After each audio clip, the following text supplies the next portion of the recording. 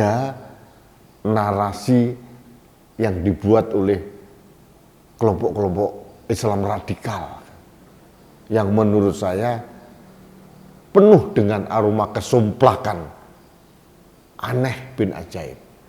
Mereka mengatakan ini azab untuk Indonesia karena tidak menerapkan sistem khilafah. Ini kan jujur ini, sedih saya melihat, mendengar saudara saya sebangsa dan setanah air mempunyai pemikiran yang sumplak dan bodoh seperti ini.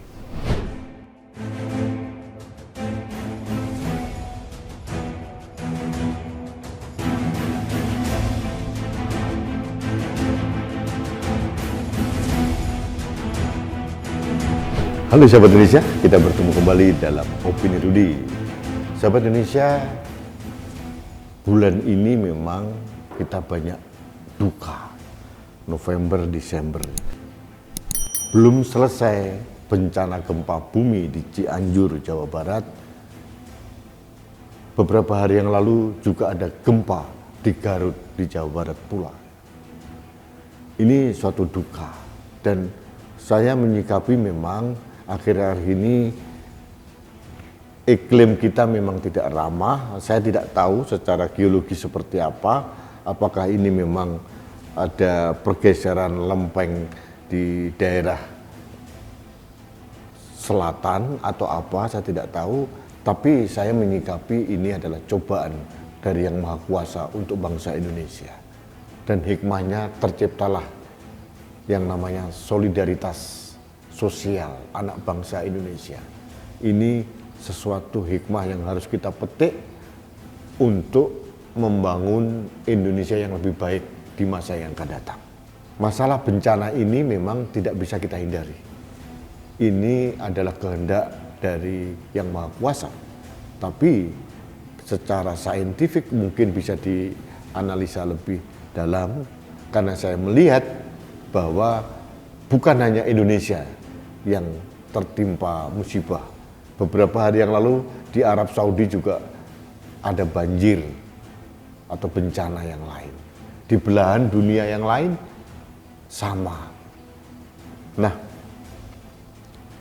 yang membuat saya heran itu, di dalam renungan kita, di dalam upaya kita untuk membantu saudara-saudara kita di Cianjur maupun di Garut yang sedang tertimpa musibah, dan pada saat pemerintah begitu gigih menyediakan rumah tinggal, merelokasi penduduk untuk korban-korban bencana di Cianjur maupun Garut, ada narasi yang dibuat oleh kelompok-kelompok Islam radikal yang menurut saya penuh dengan aroma kesumplakan, aneh bin ajaib. Mereka mengatakan ini azab untuk Indonesia karena tidak menerapkan sistem khilafah. Ini kan jujur ini, sedih saya melihat, mendengar saudara saya sebangsa dan setanah air mempunyai pemikiran yang sumplak dan bodoh seperti ini. Kalau pernyataan seperti ini didengarkan oleh korban di Cianjur maupun di Garut, betapa sakit hatinya mereka. Masih ada orang yang mempunyai niat jahat untuk mempolitisasi bencana demi kepentingan kelompok mereka. Khilafah, selalu itu khilafah akan mendongkel ideologi negara kita Pancasila, mengganti dengan sistem khilafah. Ini adalah cita-cita jahat dari beberapa kelompok, entah itu XHTI atau mungkin kelompok-kelompok yang lain. Saya ingin bertanya pada mereka, bagaimana mereka menyikapi bencana yang ada di Arab Saudi? Berani mereka mengatakan Arab Saudi tidak menerapkan sistem khilafah. Dan pertanyaan saya yang kedua, ada atau tidak di dunia ini negara Islam yang menerapkan sistem khilafah?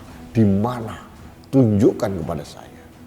Kebodohan narasi yang penuh dengan niat jahat ini itu melukai keindonesiaan kita.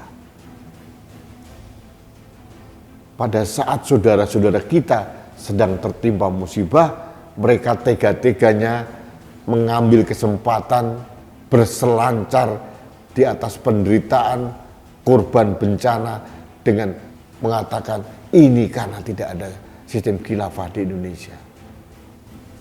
Ini kan otaknya kan sudah swak gitu, atau mungkin sudah miring gitu. Bagi saya orang yang mengatakan hal ini adalah sudah tidak waras gitu. Tidak waras dan tidak realistis. Dan saya hakul yakin tidak akan pernah ada penerapan sistem khilafah di Indonesia. Indonesia sudah ada Pancasila yang sudah terbukti dan teruji mempersatukan bangsa Indonesia. Ini ideologi terbaik di dunia menurut saya. Ideologi komunis yang pernah diagungkan oleh kelompok ekstrem kiri hancur lebur di berbagai belahan dunia. Ideologi liberal hancur juga. Ideologi mana di dunia ini yang lebih bagus dari Pancasila? Tidak ada. Pancasila mempersatukan kita. Pancasila adalah isme dari setiap anak bangsa di Indonesia.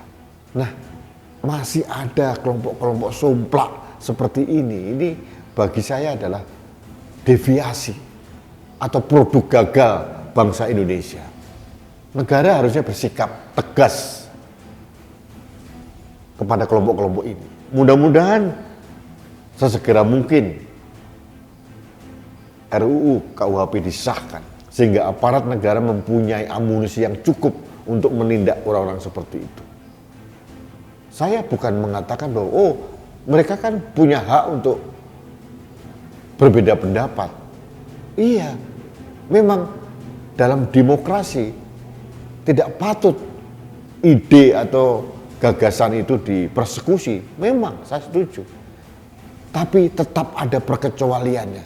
Kalau ide dan gagasan untuk mengganti dasar negara ini sudah fatal dan harus menjadi pengecualian untuk ditindak tegas. Kenapa? Ini berpotensi merusak keindonesiaan kita.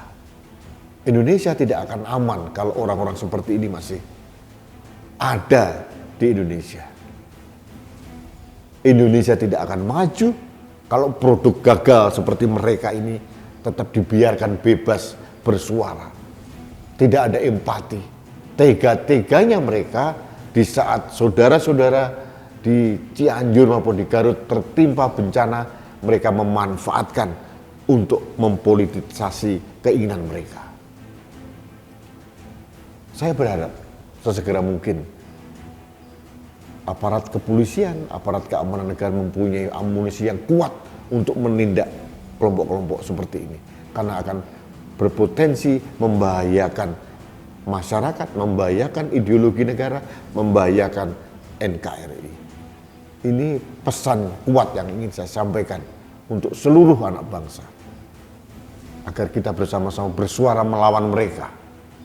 Mereka itu hanya kelompok kecil, hanya produk gagal, hanya segelintir orang. Tapi karena mereka sering bersuara di ruang publik dan diamplifikasi oleh media massa, sehingga suara mereka seolah-olah bergaung kemana-mana. Ini harus dihentikan. Masalah Pancasila ideologi negara itu bukan lagi perlu untuk diperbincangkan atau mungkin dicarikan alternatif pengganti yang lain. Tidak perlu lagi. Diskursus masalah ini sudah selesai. Yang perlu kita diskusikan adalah bagaimana implementasi Pancasila untuk menyejahterakan rakyat Indonesia. Nah, kalau itu saya setuju. Kritik terhadap penyelenggara negara, saya setuju, silakan saja. Tidak boleh kritik itu dipersekusi, saya sependapat. Tapi kritik berbeda dengan fitnah. Kalau menurut saya, narasi yang mereka ciptakan itu bukan kritik, bukan juga fitnah, tapi sudah ada niat atau mens rea atau intens untuk berencana mengganti ideologi negara, dan menurut saya itu tidak bisa dibiarkan. Sebagai warga bangsa yang mencintai NKRI, yang hidup dari tanah dan air Indonesia, kita harus bersuara untuk menjaga Indonesia. Itu sikap saya, dan saya ingin mengajak anak bangsa Indonesia yang lain bersikap yang sama seperti saya. Baik sahabat Indonesia, terima kasih Anda telah mengikuti Opini Rudy. Kita doakan semoga saudara-saudara kita yang di Cianjur yang meninggal supaya diterima di sisi Allah Subhanahu wa taala, dan yang masih hidup dan menjadi korban segera mendapatkan tempat tinggal yang layak dan terhindar dari bencana berikutnya. Ini harapan saya. Juga di Garut dan tempat-tempat lain yang terkena bencana, karena ini memang musimnya lagi perlu kita waspadai, dan saya harus sampaikan bencana tsunami di Aceh tahun 2004 itu terjadi juga bulan Desember. Jadi memang bulan Desember kita waspada. Alam semesta sedang menyeimbangkan diri, dan ini menurut saya memang kehendak Allah Subhanahu wa taala. Tapi satu hal yang harus kita yakini, Allah akan memberikan yang terbaik untuk umatnya di dunia ini. Itu keyakinan saya. Terima kasih sahabat Indonesia, kita bertemu kembali dalam Opini Rudy selanjutnya. Salam satu Indonesia, salam Pancasila. Saya Rudy SK.